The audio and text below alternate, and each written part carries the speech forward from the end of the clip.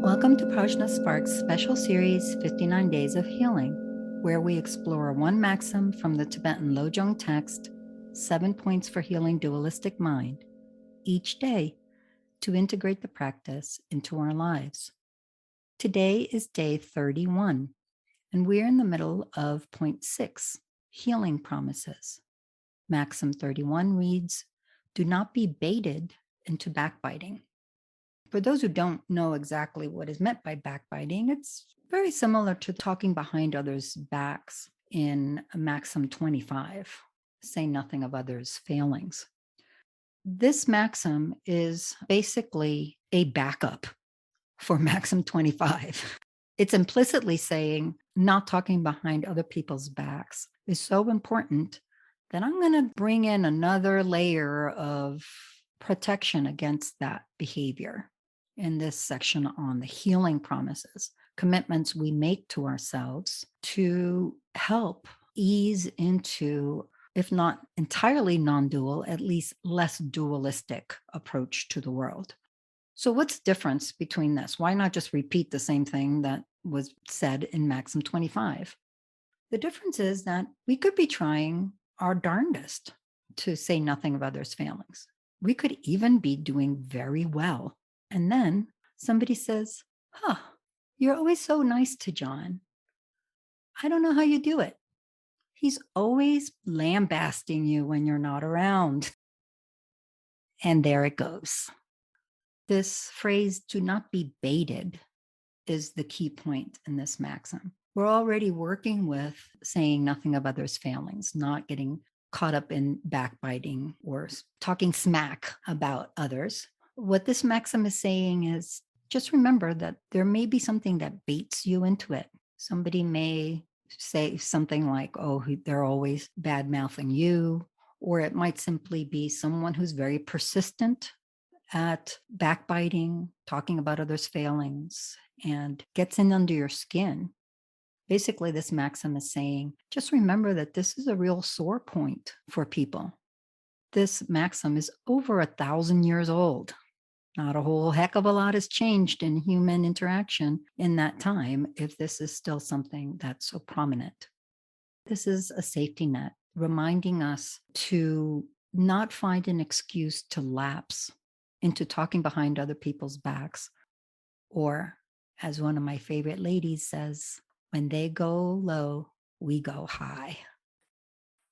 So this is saying, say nothing of others' failings, even if they tempt you in some way. So even if they're saying stuff about you, even if they do something. So I think that's good because we're often trying to find sort of ways around these things. It's like, oh, but come on, can't I do it in these circumstances? And so I appreciate that this is already built in there. Nope, nope, not even then, not even then.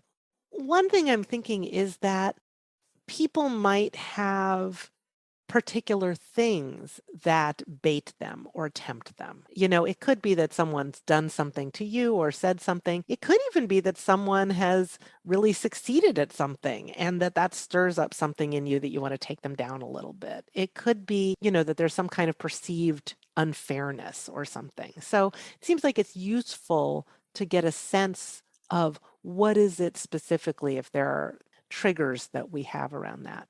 One thing that I'm wondering though is what do we do when there's something that's happened with another person and we need to process that?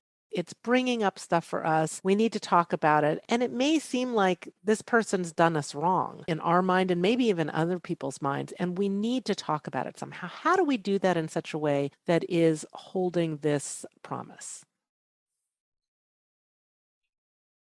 That's some great stuff. Let's unpack that a little bit. One of my favorite fellas says, "I can resist anything except temptation." And that's what this maxim is saying. And you're right, we all have different things that we're tempted into. It could even be positive things. We might have a history of bonding with a friend over this kind of behavior.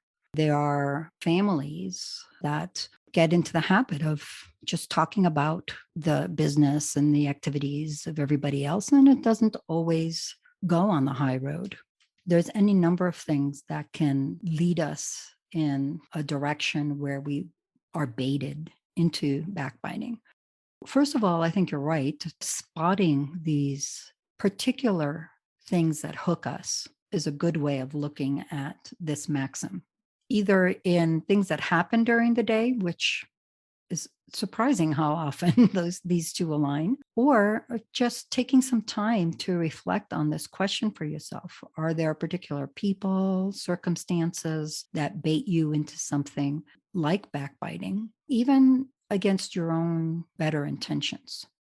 This maxim, just like maxim 25, is not saying that you're never able to speak about difficult situations, that you just have to shut up.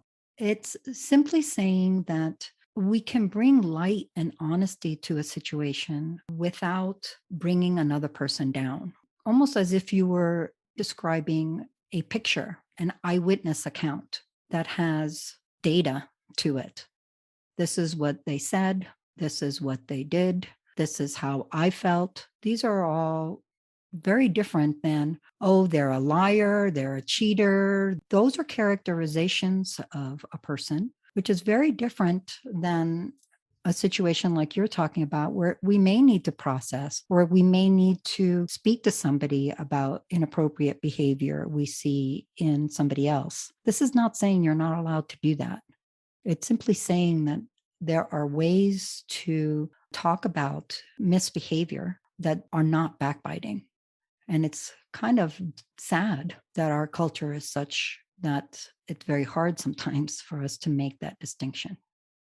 I like this idea of describing it as an eyewitness account. What I hear people do quite often is attributing motives to other people. And that's the way that they're characterized in a negative way, is saying, well, they're just doing this in order to whatever it is. And so it seems like that sort of gets out of that eyewitness account into assuming things about other people.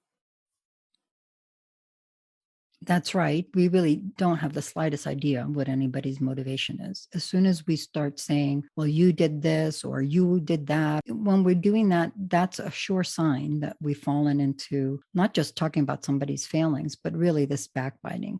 We rarely have ideas about our own motivations, much less anybody else's. That's a very good red flag to pay attention to. And another way we might work with this maxim is to start looking at our speech, trying to relate things in a much more immediate sense. They said this, they did that. Clean kinds of reporting, like you're a newspaper columnist rather than a gossip columnist. This has been Yeshe and Tanya. On day 31 of PRAJNA SPARKS Special Series 59 Days of Healing. Tune in daily for more maxims from the Tibetan Lojong text, 7 Points for Healing Dualistic Mind. Check the episode notes for more resources, follow us on Twitter, Instagram, and Facebook at PRAJNA SPARKS, and email us, sparks@prajnafire.com, with any questions. May all beings benefit.